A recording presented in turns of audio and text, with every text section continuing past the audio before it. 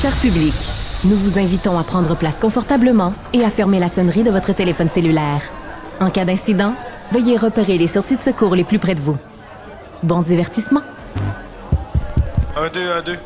OK, c'est bon, on peut y aller. Sophie Durocher. Elle met en scène les arts, la culture et la société. Une représentation pas comme les autres. Sophie Durocher. Bonjour tout le monde, j'espère que vous allez bien et que l'éclipse ne va pas éclipser complètement votre journée et que vous allez vous intéresser aussi à d'autres sujets parce que j'ai plein de bons invités à vous présenter aujourd'hui. Et je commence avec un invité qui arrive de France. Il s'appelle Philippe Lelouch. Vous l'avez vu au cinéma, vous l'avez vu, il est réalisateur, il est aussi comédien, il est aussi chanteur même de temps en temps. Et là, il va nous présenter au mois d'octobre de cette année un spectacle d'humour avec un titre en anglais. Stand Alone. Philippe Lelouch, bonjour. Bonjour Sophie. Alors, je me présente, Sophie Durocher, grande défendresse de la langue française. Alors, je comprends que c'est un spectacle de stand-up, mais Stand Alone, vraiment, Philippe? Oui, alors, je suis obligé, on peut se dire tu, hein, comment c'est oui, dire on peut se dire tu, ben oui. Je suis obligé de te dire que j'ai voulu me la péter américain. Ah, parce voilà. qu'en fait, j'ai constaté que tout le monde s'en fout des titres de One Man Show. Tu dis rarement, j'ai été voir Franck Dubosc dans machin. Tu dis, j'ai vu Dubosc, j'ai vu machin. Voilà. Donc je me suis dit, comme tout le monde s'en fout du titre, c'est le moment de te faire un titre qui te fait plaisir, comme si tu allais aller jouer à Vegas, quoi. Tu vois. Ah, d'accord. Mais donc tu te prends pour Jerry Seinfeld, oui, en fait. j'adorerais. Voilà, voilà. Donc c'est un spectacle que tu présentes en France depuis plusieurs mois, qui connaît énormément de succès. Il faut dire qu'en France, tu es une star absolument énorme. Et là, tu as décidé donc de le faire adapter à la sauce québécoise et tu as fait appel à Jean-Michel Anctil. Je veux que tu me parles de ta collaboration avec Jean-Michel. Comment ça se passe? Comment on fait passer l'humour comment on le fait passer, traverser l'Atlantique? Bah, en fait, avec Jean-Michel, moi je connaissais le travail de Jean-Michel. Ouais. Si j'avais pas été aidé par Nariman Doumanji, qui est mon manager ici, à le rencontrer, j'aurais pas osé. Et en fait, quand on s'est rencontrés, on s'est assez vite tombé dans les bras. Il a regardé le spectacle en vidéo que lui a montré Nariman. Et à partir de ce moment-là, on a découvert qu'on avait... D'abord, on est de la même génération. Et surtout qu'on avait à peu près le même univers. Donc on riait des mêmes choses. Parce qu'on, ça y est, Sophie, on devient des dinosaures. Voilà, on a le même âge, toi et moi. Ouais, c'est et ça, voilà. c'est terrible. Tu viens de me traiter de vieille dinosaure, c'est non, bien, ça commence bien l'entrevue, tu Philippe. sais, il y a des jeunes filles dans la rue, il fallait bien que ça m'arrive un jour, qui m'arrêtent maintenant en disant, je peux faire un selfie, ma mère vous adore. Et je me suis dit, bah voilà, il fallait bien que ça m'arrive un jour. Et ça y est, on y est, tu vois. On y est. Donc c'est un peu de ça dont je ris. Mais parce que, par exemple, dans le spectacle, à un moment donné, tu fais des blagues sur Anne Hidalgo, qui est la mairesse. Je sais qu'en France, vous dites la mère. La mère, ouais. Mais au Québec, on dit la mairesse. Et qui est donc la mairesse de Paris, qui est en train de détruire Paris. Ah bah le massacre, oui. Elle le massacre. Et donc, il faut que tu trouves une façon pour que ça intéresse les Québécois. Mais ça tombe bien parce qu'ici, on a une mairesse qui est en train de détruire Montréal. Ça y est, on m'en a parlé déjà. On s'en est parlé avec Jean-Michel. Bah oui, je crois qu'elle va prendre cher, hein, par un Français. Ouais. Bah oui, il y a une espèce de mode comme ça, la déconstruction totale, voilà, qui fait des malheurs. Hein. C'est-à-dire que Paris, qui a mis un peu plus de 200 ans à devenir la plus belle ville, une des plus belles villes du monde, bon, bah, en 6 ans, elle a décidé de la retaper. C'est gonflé quand même. Ouais. Alors toi, tu es très critique et tu as sorti d'ailleurs il y a quelques années un livre. Donc évidemment, comme moi j'ai une petite caboche et que j'ai une très mauvaise mémoire, je sais qu'il y a le bonheur dans le titre. Oui, c'est N'oublie pas d'être heureux. N'oublie pas d'être heureux. Et Ouais. dans ce livre-là, tu dis « Je suis sidéré de constater combien les Français, amoureux de la liberté au point de s'en être fait les porte-drapeaux, sont depuis plusieurs années devenus si craintifs. » Qu'est-ce que tu leur reproches aux Français? Alors, non seulement aux Français, mais aux hommes en général, plus particulièrement, je les trouve, je trouve que le courage élémentaire, qui est celui de dire la vérité, c'est beau de dire la vérité comme un homme, de dire la vérité, et laisser au vestiaire. Il y a cette espèce de clientélisme qui est permanent du show business à la politique. Si vous voulez, moi je pense que depuis jusqu'en 1980, on va dire ça comme ça à peu près, tous ceux qui ont gouverné le pays c'était des anciens résistants, des mecs qui avaient connu la guerre. Fallait pas les faire chier. Hein. Ouais. C'était des types qui, depuis, on a formé des générations de séducteurs. Voilà. Sarkozy, Macron, entre autres, et qui sont des séducteurs, mais qui sont pas des hommes à poigne. Et ce qu'on appelle un homme à poigne, c'est évidemment pas forcément un dictateur, c'est juste un homme qui a le courage de faire la cour, qui a le courage de tenir sa parole, qui a le courage d'être un père, d'être un mari, d'être un ami. Voilà. Donc tu t'adresses aux hommes spécifiquement. Un peu plus, parce que bizarrement, pardonne-moi cette expression, mais je trouve qu'en ce moment, il y a beaucoup plus de femmes qui ont des couilles que d'hommes. Voilà. Ah, mais j'adore ça. Voilà. Mais je suis moi-même une femme à couilles, alors je peux ça ne se voit comprendre. pas, mais je l'entends. Mais tu l'entends. Alors, ce qui m'amène quand même à parler d'un sujet qui me touche beaucoup, puis je suis très heureuse d'apprendre que tu vas en parler dans ton spectacle. Donc, on sait que depuis le 7 octobre, donc le 7 octobre 2023, il y a eu ce pogrom, donc les terroristes du Hamas qui sont entrés en territoire israélien, qui ont violé, massacré, assassiné et pris des otages. Et dans les heures qui ont suivi, j'étais horrifiée personnellement de voir à quel point les féministes québécoises ne réagissaient pas, les artistes québécois ne réagissaient pas, les politiciens québécois ne réagissaient pas.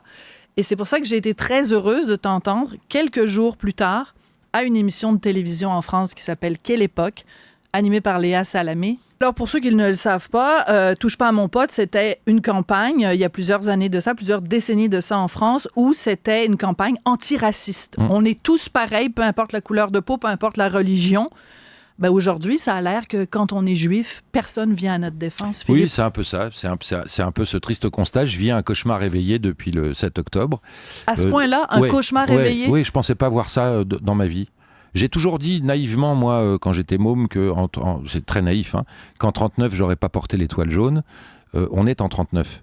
Ouais, vraiment. T'es sérieux? Oui, je suis sérieux. Philippe? Je suis sérieux. Il y a encore un antisémitisme aujourd'hui totalement décomplexé, de gens qui, sans aucun problème moral, disent qu'ils sont contre les sionistes, qui veut dire contre les juifs, parce que sioniste, c'est...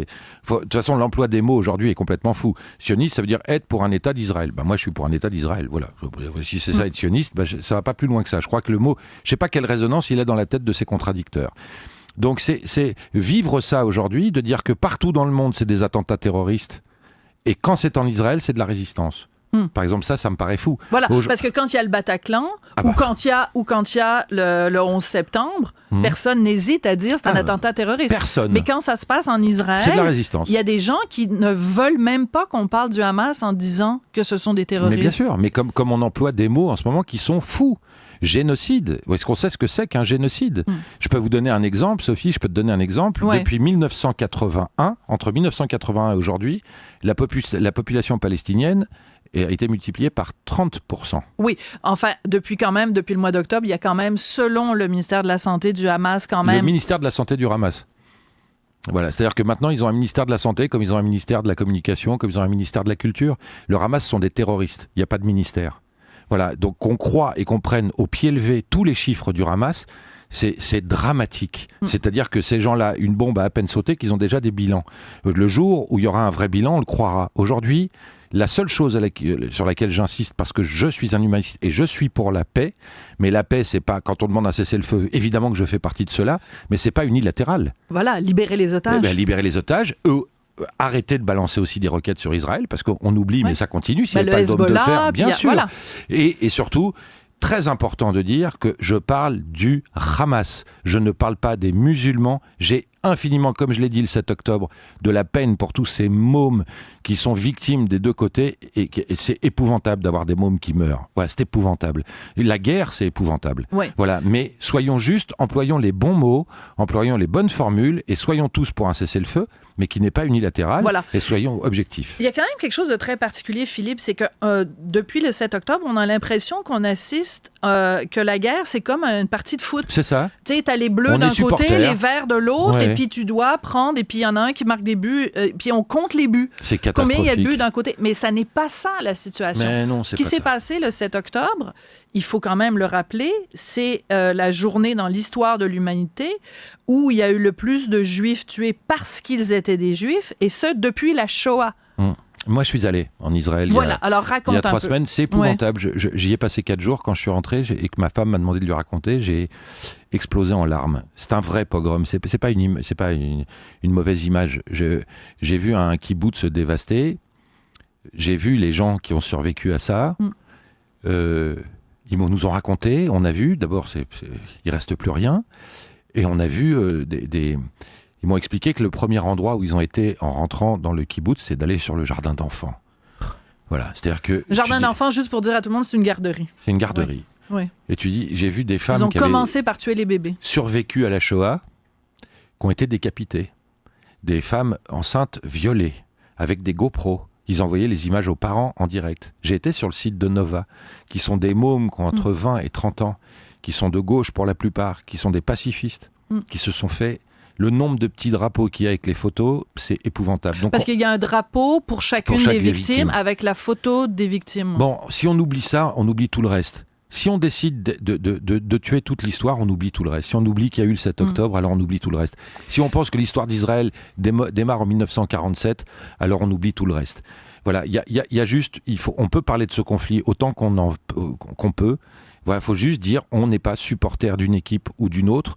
On regarde un fait historique et c'est extrêmement compliqué. Et ce qui m'inquiète le plus, Sophie, je vais te le dire, c'est qu'encore une fois, des deux côtés, on est en train d'élever des enfants qui vont grandir dans la haine.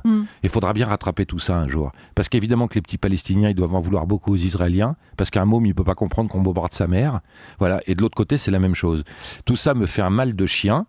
Alors, on est très très loin du spectacle que je suis en train de faire. En même temps, tu vas en parler de ça dans ton spectacle. J'en parle vaguement. Je parle notamment des féministes. Oui, je me dis. Alors, qu'est-ce que tu dis à propos des féministes? Parce que moi, c'est mon cheval de bataille depuis le 7 octobre. Elles sont où, les féministes, quand il y en a... Alors, moi, je vois à Paris des levées de drapeaux parce que des mecs ont eu des gestes déplacés dans le métro. Voilà. Et on parle de ça, vraiment.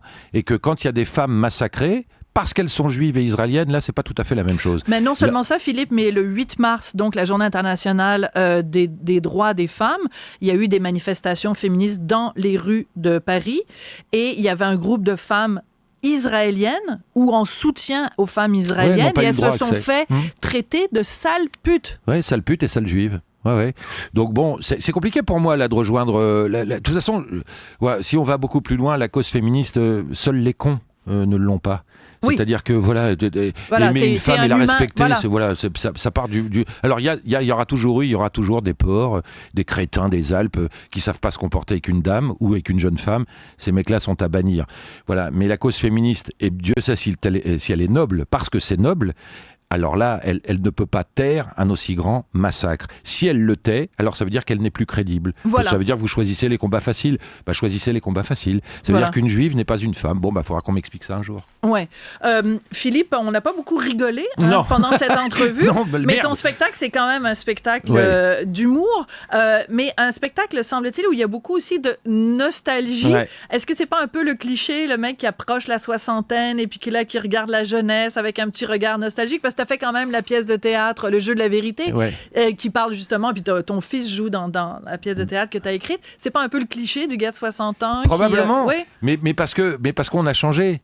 Parce que, par exemple, Sophie, quand on était gosse, nous, ce qu'on appelait un réac, les réactionnaires, c'était ceux qui voulaient plus d'ordre et de sécurité. Voilà, et on est devenus les réacs. Mais oui, sauf que nous, on veut plus de liberté. Voilà. Si tu regardes bien le réac d'aujourd'hui, c'est un mec qui gueule après tous les interdits. Mais c'est normal, on a grandi, il n'y en avait pas d'interdits. Voilà. On a petit à petit, avec souvent plein de bons prétextes, on nous interdit de fumer en public. Bah oui, c'est mieux, ça sauve des vies. On nous oblige à porter des casques en moto. Bah oui, ça sauve des vies. Mettre une ceinture. On a accepté toutes ces petites privations de liberté, qui partaient d'un bon principe, sans se rendre compte qu'au bout d'un moment, toutes ces petites libertés, on reniait sur la grande. Et qu'on a l'impression, et c'est qu'une impression, qu'on peut plus rien faire. C'est pas vrai. Mais parce que nous, les enfants des années 70, on a grandi dans une époque formidable. Donc faire aujourd'hui le comparatif entre les deux époques, c'est forcément drôle. Absolument. Alors, c'est très bizarre parce que tu vas revenir au Québec, donc le 8 octobre et le 9 octobre. Le 8, tu vas être à l'Olympia de Montréal. Le 9 octobre, au Capitole de Québec. Et le 7 octobre, donc la veille de ton spectacle, ça va être un bien triste anniversaire. Le premier anniversaire de ce pogrom de 2023. Merci beaucoup, Philippe, d'avoir accepté de me suivre sur tous les petits chemins de traverse de cette discussion. Ça a été un grand plaisir. Merci, Philippe. C'est un honneur pour moi. Merci.